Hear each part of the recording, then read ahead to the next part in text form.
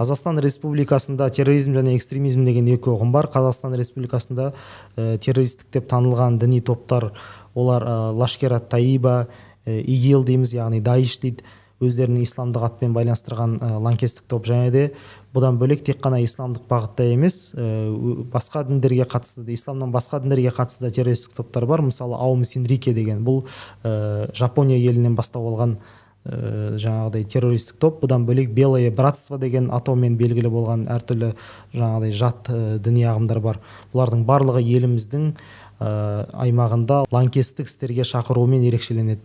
Ал енді экстремизм ұғымымен байланысты, экстремизм дегеніміз Қазақстан Республикасының конституциялық құрылымын жоққа шығару, елімізде дінаралық, ұлтаралық алауыздық туғызу, өз кезегінде елімізде Қазақстан Республикасының сот шешімімен экстремистік деп танылған енді топтар көп. Жалпы солардың ішінде кейбіреулеріне тоқталып өтсек, мысалы Таблиғи жамаға,